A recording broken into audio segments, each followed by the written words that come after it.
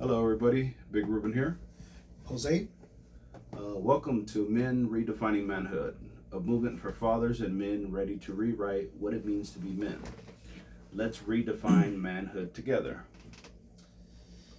Yeah, so we have an interesting topic that we're going to go ahead and discuss today, right? That topic is going to be let's talk about the day that your child or your children trigger you, and where does that come from? You know, like why is it that our kids may trigger those unresolved issues or wounds from our own upbringing, and how do we tend to react to them, and how should we be responding to them? You know? That's a deep one, man. That's a deep one because right, I think we've talked about in the past about how some of the things that we do as parents stem from, or maybe we selected from how we were parented, right? And what's that automatic reaction like? Yeah. I think of my. I always talk about personal. I always think of the early stages of my adulthood. I mimicked a lot of the way that I was raised. My father, like very strict, very lo que yo digo, manda. You got a problem with it, then we're gonna deal with some consequences. And I remember going through that with my son, and we were getting nowhere. And the day that we decided together, like, hey, this ain't working, we kind of sat down and had a conversation, like, this is not working. So I don't know. I don't want to be that. I don't want to be the type of father my father was. There was a lot of good stuff that I got from him, but at the same time, there's a lot of stuff that I didn't like that he did. Yeah. The belittling, the passive aggressiveness, a lot of that stuff. So I told my son, okay, I'm going to hold you accountable, but I want you to hold me accountable as well. There you go. And the day that we did that, that was difficult because I remember there was one day I overreacted. I got, I'd worked a lot. I don't know what we were doing. And kind of told me, hey, that's kind of like low key, that's pasando, Yeah. And I was like, ¿qué me diste? Like, Right. the old Right. me kicked in. Came out like, hey, I'm the father here. Yeah, and I was like, what? And he's like, no, Dad, like really, you're really reacting like this? Like, you told me. Yeah. And he brought it up. He's like, we had this conversation. Like, when I feel like you were going overboard, we would have this conversation. So I kind of feel that, I felt that trigger. I felt that wound, that instinct. And he checked me in it, and I caught myself in it too. Like, what are you doing, Ruben? Yeah. Like, we've talked about this. We've been working towards this. We've made a lot of progress in our relationship, me and him. And then I do that. Like, what are you doing? Right. And it made me really sit back and like, dang, even though I put in all this work and I feel that I was at a stage where I was doing good in my healing, it still brought me back. Just his reaction, like, hey, like, why are you acting like this? Yeah. So, yeah, I think of that a lot. Because even today, I catch myself sometimes and I'm like, what are you doing? Yeah. I'm like, why are we going there? But, I always say it, I'm not perfect. I'm at fault. But before, I didn't recognize it. Now I can see it. Now I'm like, okay, no, this is an issue. Like, I shouldn't. I read this thing not so long ago, and it said something about you shouldn't bring the weight of your old past to your new past. And it's like, yeah, I can't allow my traumas and what I've been through affect my household now. Yeah. Like, we're doing better. We're in a safe, I talk about it all the time. We're in a way different situation. Yeah. Like, stuff is way better. Like, we can't continue to allow that past trauma, the past issues be such a huge weight. Yeah. And I think, we definitely, when we're not mindful of it, it automatically plays out. right? Without it being intentional. And it isn't until you begin to connect the dots and you understand where it's coming from. Like I know that, like in the earlier years, of my parenting too, like I was very strict, very rigid, and I was triggered if my kids, like, I saw it as a challenge or a form of disrespect if they attempted to like joke with me, right? And it wasn't until like my kids, especially my daughter, one time told me, she was like, like, I'm just joking with you, like why can't you just take a joke, And that made me realize, what, that my responses were from my own unresolved issues with my father specifically, not necessarily with my mom, because my mom was more easier going, but my dad did have this very authoritative, very rigid approach, right? That joking wasn't part of our relationship.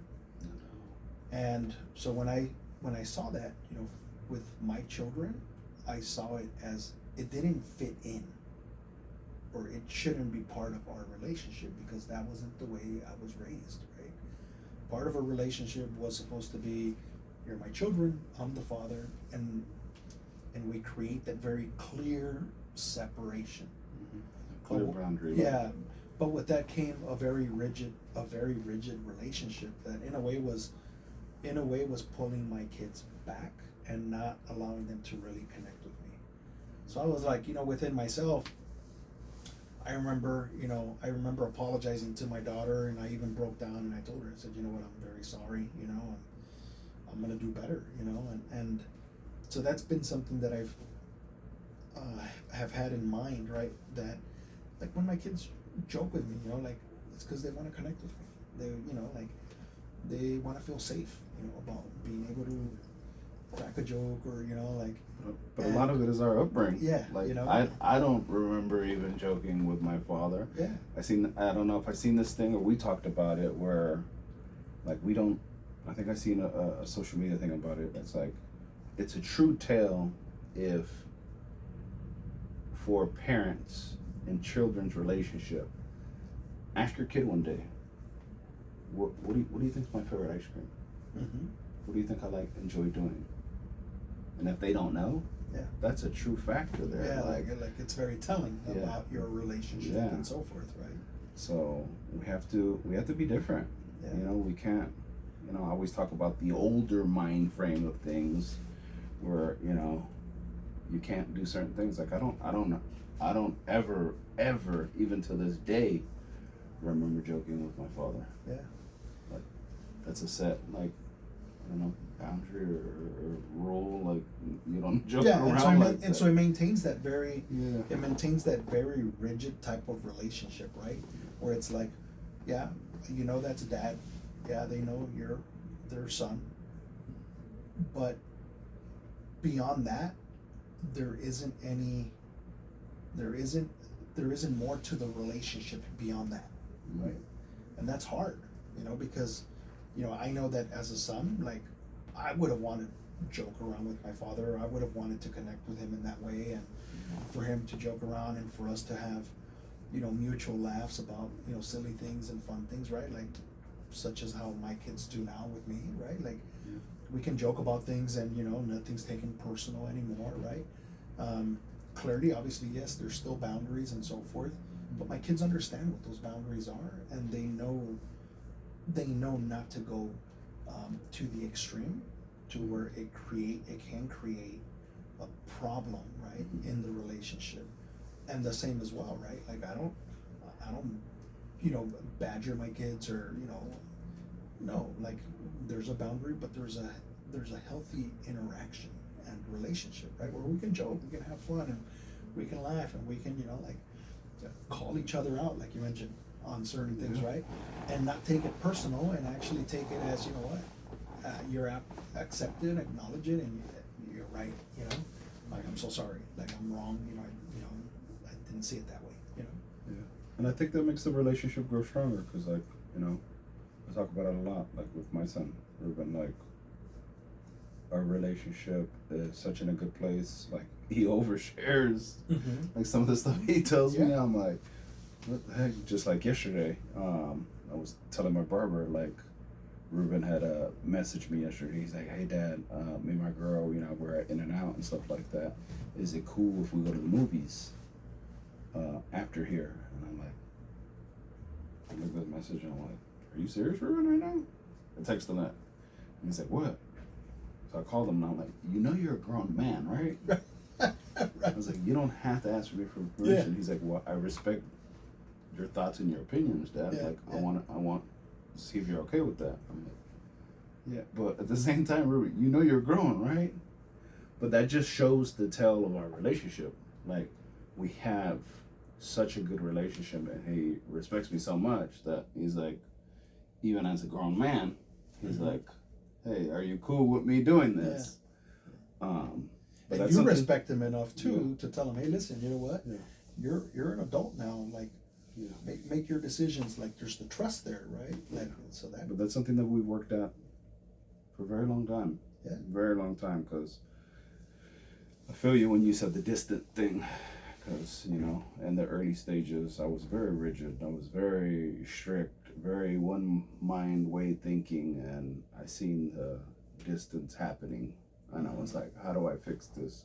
And I was there for him all the time. It was during the time that he played basketball for the city. And I noticed, like, he didn't want, like, we would do trainings and stuff like that, and he kind of distanced himself away from me. And I'm like, well, what's up with that? And my wife's like, look how you talk to him. Mm-hmm. And that, too, was hard for me to hear, too. And I'm like, what do you mean? She's like, you're rough with him. She's like, I understand he's a boy, but yeah, at what point are you not going to act like that? You can't treat somebody like that and then expect him to be okay with it. And I'm like, yeah, okay. So that's when we had that conversation. I'm like, okay, what can we do different? yeah. And yeah, we've grown a very tight relationship where I've opened up a lot to him, and we have I share a lot of stuff with him. Sometimes my wife tells me I overshare with him. I'm like, no, I'd rather him know what reality looks like. We've talked about drug use, we've talked about sex, we've talked about drinking and stuff like that. I want him to know firsthand from my own mistakes, like, what could you do to be better? Absolutely. And we talk about it all the time. Even earlier today, I was message him about some of like his spending habits and stuff like that. I'm like, you gotta be mindful, man. We talk about it all the time. Like, you can't live a wine life on a beer budget. Well, for you, I tell him, for you, it's no budget because you're living mom and dad money. And I was like, and don't get me wrong, I'm there to support you, but I want you to be mindful that some of the behaviors that you display, you got to be mindful of what you're doing. Like, absolutely. And he's like, okay, Dad, I get it. I'm working on it. I'm like, okay. Yeah, and when you respond right to moments when your children, when they activate those unresolved wounds, right, and when you respond as opposed to, react, you're responding because you've already figured it out and you've connected the dots, right? That there's a different way that you need to approach this situation or this experience, as opposed to automatically responding with what you already know and what you've grown up with, right? It has to be very different, right? The response has to be very different, and that contributes to that healthier relationship, right? That helps you build that trust, that helps you build that closeness that you need, because one thing that I've learned is that you have friendships, you have relatives, you have everything, right? Mm-hmm.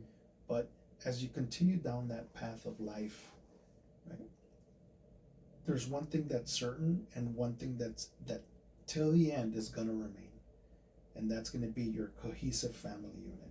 Mm-hmm. You, your spouse, and eventually it'll be your children and your grandkids. That's it, right? Everybody else is there, sure. Friends are there, relatives are there, grandparents are there, and so forth. But at the end of the day, right, like, that's what it's going to be, right? And eventually they have their own families, and then it'll be just you and your spouse, right? Mm-hmm. and you have to take a step back and be like, they have responsibilities, and you can't cross those boundaries, right? So you have to. I guess what I'm saying is, you want to make it count in a way that is good and that's positive, and I've come to that realization. It's like my kids are out of the house already, right? With the exception of one, and he will be pretty soon leaving. And then what, right? And so do I want to be able to have this good relationship with them so that once they're out of the house, they know that they can count on me and my wife if they ever need help or anything? Or do I want to create that separation, right? Because of my way of reacting gives them one more reason to leave the house and not turn back, and I don't want to deal with you guys. And then to be on the receiving end and be like, man, I wonder how everything's coming along. How come my daughter's not reaching out? Why is it, that's not a good place to be in, Yeah, I know. It really makes me think of like my upbringing. Like I just texted my wife yesterday about it, and like I lately I've been like a lot in like reflection mode, and yeah, I think of her a lot with the way Ruben's upbringing has been, because she sacrificed a lot to be able to give me the time to be able to spend with him. But also I also think of like it's all right, my brother. You're good, man. You're good. Yeah, let it out, I think of like the relationship that I have with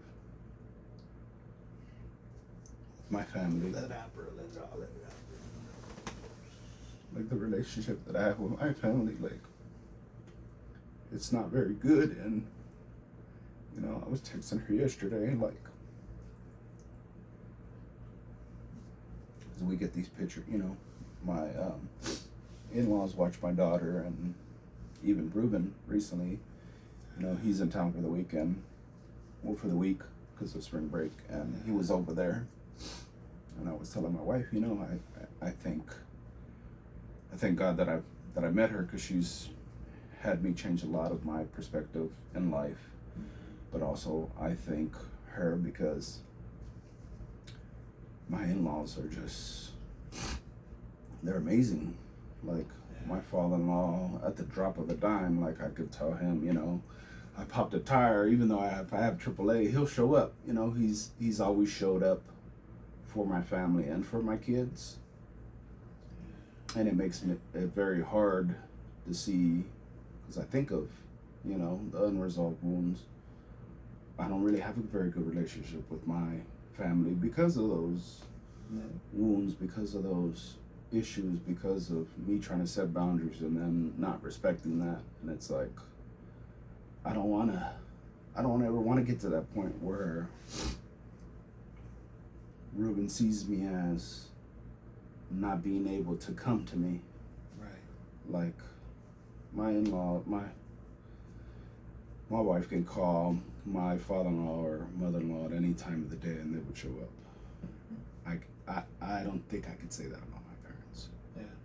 Because of the relationship that we have.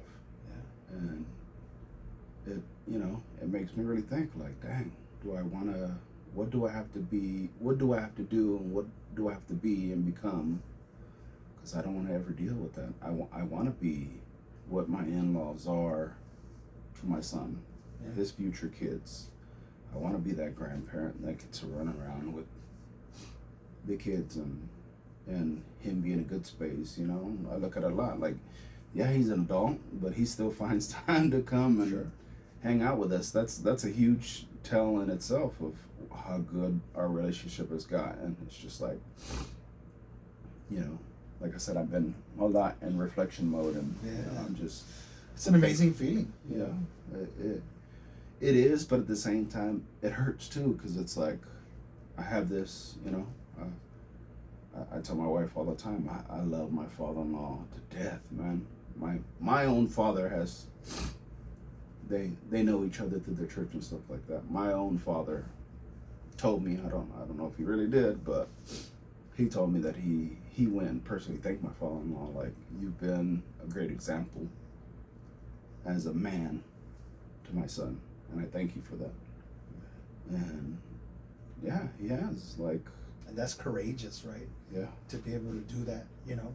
yeah, and it's like, but I look at my father-in-law and I'm like, you were the true definition of what a real man that is there for his family is, you know. I listen to his history and his upbringing, and I'm just like, dang, how did you do this? How did you overcome so much? Right. And then just to see the way that he reacts towards me and reacts towards my other brother-in-laws and to the kids and stuff like that, he's an amazing man, and it's like, that's what I want. That's the kind of relationship I want to be able to have with my son, to give him, and get rid of all these wounds and trauma. And I'm like, no, we have to be different, and it's hard. Like, yeah, it's exciting. At the same time, it's hard because it's like I have that weight over there that is just like. But that's part of the healing, though. Yeah. You know, part of the healing is being able to create, to restore and create that difference that you didn't have, right? Yeah. And for me, I can speak for myself.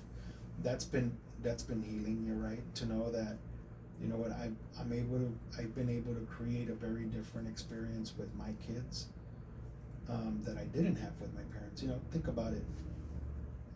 I never got to meet my grandparents from my dad's side of the family. I never got to meet my grandma from my mom's side of the family. I met my grandfather from my mom's father on 2 occasions when I was 13 in Mexico. He's since passed. So I never had grandparents, right? And our kids have grandparents, but my mom suffers from schizophrenia, so she's not able to connect or relate in a healthy and in a positive and consistent way with my kids. And my father has always been very emotionally disconnected, so he's not one to say, you know, let me go and let me spend time with them, let me do this, let me do that. No, he'll like, hey, how's it going? How are they doing? How's everything going? Oh, okay, good, glad to hear. But my father-in-law and my mother-in-law, the same, right? They were active. They've always been active. You know, my father-in-law has since passed away, you know, but they were active, right? So for me, it's been nice to see that at least they've been able to have that experience of what it is to have, you know, attentive grandparents that, you know, express their love and are there for them and so forth, right? And so, like you say, right, I want to be able to show that as well at some point in time, you know, when grandkids do come down the path, right? To be able to be there, right? Yeah. But it's difficult to be there if you don't have that relationship with your kids. Yeah.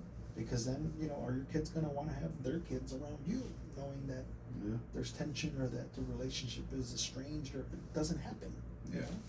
It doesn't happen. So, you know, in any case, you know, it's it's good, right, to connect those dots and to understand, you know, where your negative reactions come from, so that, you know, you can begin to change those things, right? Yeah. And create a very different experience, like you mentioned. Leave the past in the past and create a very different present and future. Yeah. And let's move forward with it. You know? Yeah. It's been hard, but you know, I love it. I love the relationship that I have with my children, where they could joke around with me. Even my youngest, she'll joke around with me and stuff in the morning and stuff like that. And I'm like, yeah, awesome. I'm like, cool. I'm like, I love it. I love being able to be actively there for them. It's like, you know, I could feel all the healing happening, but also be able to understand when those feelings of, you know, the trauma, the wounds come up, and how to kind of combat them. And it could be difficult, but you know, I'm in the, like I said, I'm in the stage lately where it's a lot of reflection and a lot of, you know, being grateful. Absolutely. And the other option, though, bro, is to maintain that same continuum, right? Of what we've experienced, what we've endured growing up, the unresolved issues, the childhood wounds, and now transfer that over to our kids, and for our kids to continue with that and to have that. Yeah. That's the other option, and that's not a better option. Yeah. You know, so I think, you know, like when you talk about like, you know, where your relationship is at with your kids now, and I feel that where my relationship is at with my kids now, definitely by far a way better relationship. Mm-hmm.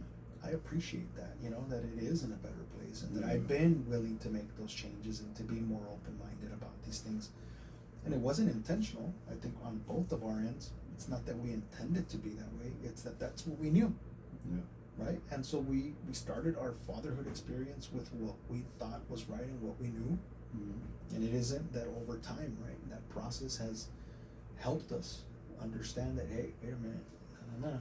This ain't gonna work. Yeah. This is not gonna work, right? Yeah. This is not I the know. way I to go. remember You know? catching myself a few times saying some stuff, and I'm like, "You sound just like," I'm thinking in my head, like, "You sound just.